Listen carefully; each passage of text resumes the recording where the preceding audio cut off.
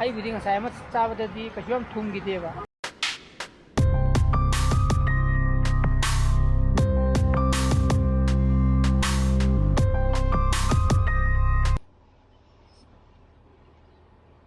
Good morning guys, welcome back to my channel. Man nuwaibena khali. Ay pung taru minute yang kaisa kare. Aduna ising thadarami irusagena. Kayumda hangsi jai class lay common day ni 7:40 ki. Aduna 7:40 nang namu chat oraka class ama ka.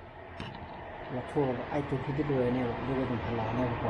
Aduna kan iru phugi ge to te khung ta ka khung to se na hogi le. Asya. Isi pung 3 minute kumanga.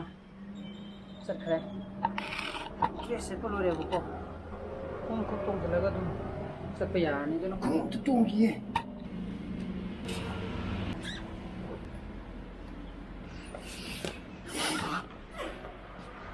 Dress ko luar di pung kere makai tawa to minimum nga katangare ko.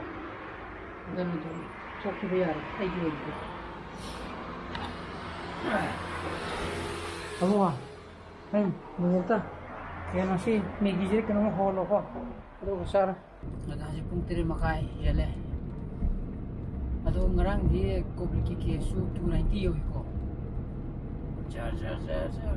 Makalak pini. Ado ni tipe bida sana bida ju masu paga sana e ngarang ji. Nasi bida chatre. Khara lep pasire na ina khan bhai ta. Minute manga khak ngai gre 7:40 ta ga dawa. Aji kwakten yog da ngai ri ko. Minute ahum maga sangidra. Thujum khosan baga. Kwakten ne titim ground yog da ngai ni je. Se. Sona titim ground le da. Adana 35 sakare minute manga khata ngai re. Nang ni da sidiki thogu da minute ahum manga re. Ji traffic jam jo kashu le ram wa. Reju lai tama le. Right.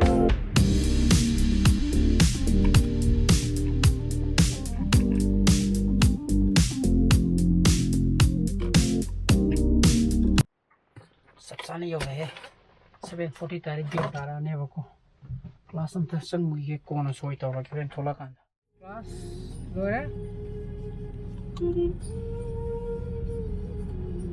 adana jumda halaga sa class ho am thor ki sai de na kar hobe be to ne jo thalapan ng tre bako traffic jam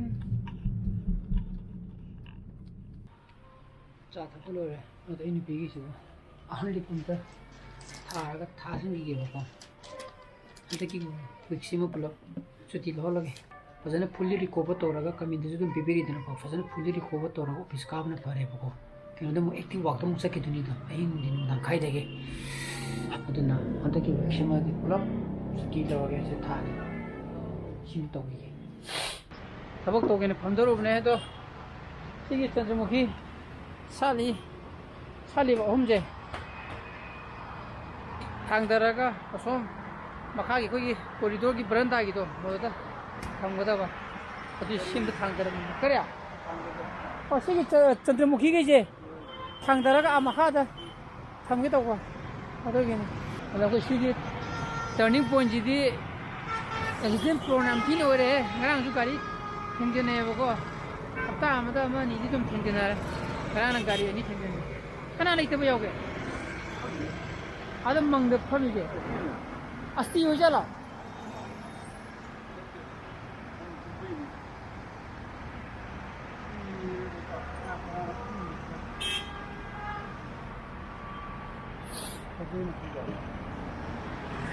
Innova orang ni, mana? Innova no udu ne. 7 seater udu ne. Aduna, lagi tu thang dagi ke? Hangge. Hazar ni. Dan tana.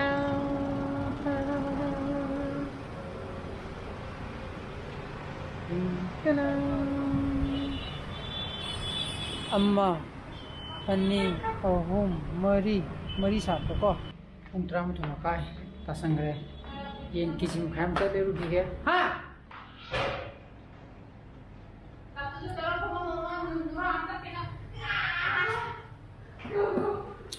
ꯌꯦꯟ ꯂꯩꯔꯨꯔꯦ ꯁꯤꯁꯤ ꯃꯈꯥ ꯑꯃꯀꯣ ꯁꯤꯁꯤꯅ ꯈꯔ ꯉꯧꯔꯒ ꯇꯧꯔꯒꯗꯤ ꯆꯥꯏꯑꯕ ꯑꯩ ꯅꯨꯄꯤ ꯅꯠꯇ꯭ꯔꯒꯗꯤ ꯆꯥꯗꯦꯕꯀꯣ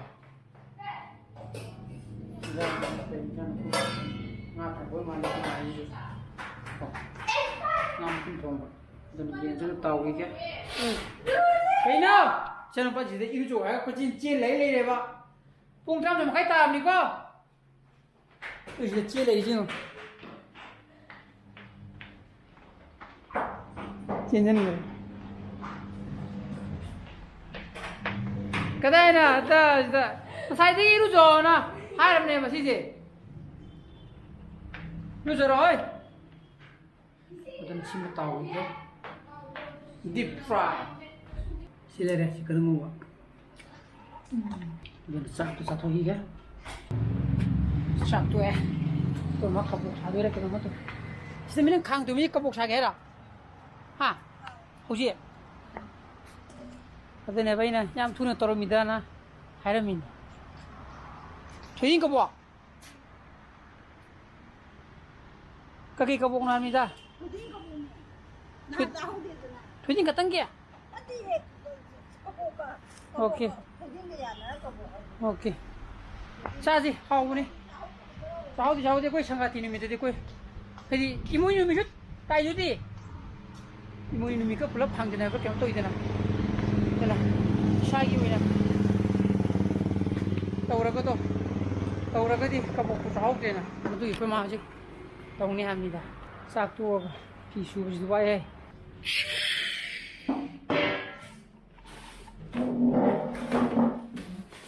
cái này thì lấy chín mươi ngàn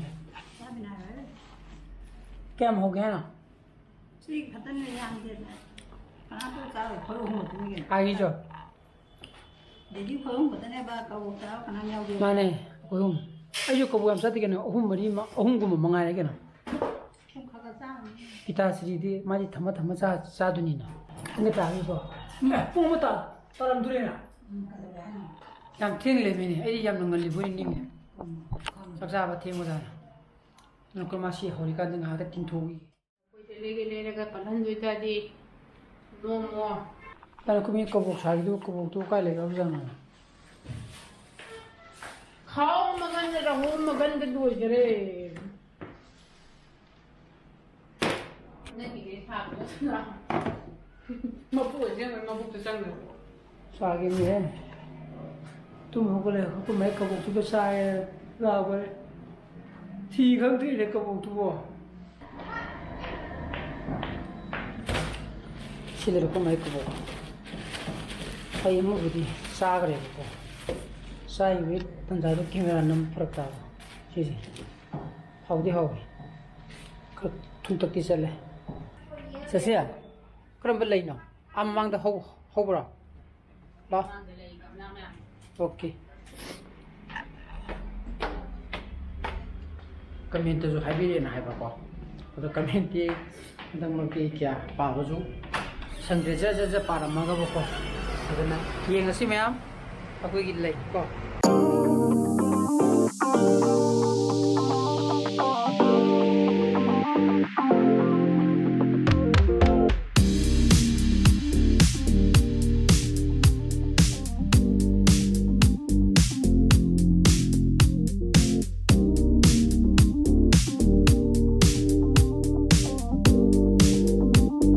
nó xoay tới lấy gì đi chân trong kia tôi nè ngay đây bác đồ xí lấy gì mà đi cái này lấy không xí dưới cái nó không được cái lấy mà được lần này mà thắc kia ulo bây giờ ra mà thắc kia chúng tôi ai ulo bây giờ ra gì cái bác sao ra mà bằng gì đi lúc chân trong kia anh này bà chân trong kia tôi nó ngang sang ngang mà hay to tôi cây lấy nữa tôi bảo kalam choy ai đi khăng được gì nào mà thế mà tôi cái lấy đủ đi khăng tiền hay nè thế xin à chịu lấy đủ nè xin nó cây lấy nó vậy xin tao mà anh ngang mà sao đâu đi ok oh sai gitu kalam choy ngata ne ko okay didi thumun dana cha dre ji di kabok to 하 툼매 혼나게 좀 tum대잖아. 하 나는 하월라게 툼을 위라봐 하 그래서 그럼 tum내 강의해도 진이 밤만이나 tum을 농자리고. 진입하면 뒤라봐도 그래서 좀 당해지 가가 와서 있는구나. 응 그거 WhatsApp 좀 하고 응 그래도 마사이나 맞사버지 그 시험에 툼대 asumba jaga thekna ramani kare namme jako mai kabok to thumlaba ko badi sangan ga thumandana ko ai budi ngasai ma chabada di ka jom thumgi deba ado ngasai mana sauro bo to bana sauro bo kabok pisto madu chini khayang thumba kabok oramani den agan matha kai leije to ulaki ko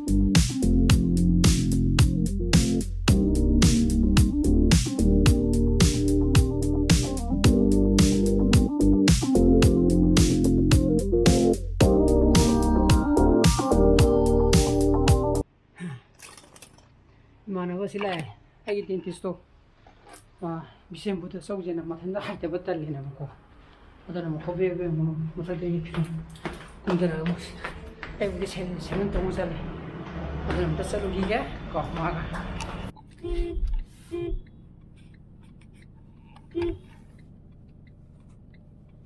mana pemita sila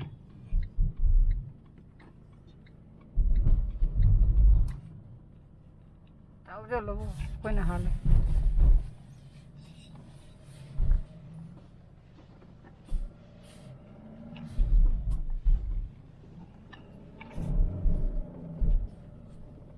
Bani hari mana bapak ini si mana bapak dentist to Dr. Remba oh Jennings की dental college की AP assistant professor से काम ही जरा पहले हम क्या ना तो नौरो कैसो दी थाना मो तो माई थबो मला अपनी दा मादम उन जॉर्जन ai sai dai nó gori sani dana ai maning ni yingi ni ko dai ma odi ga mi du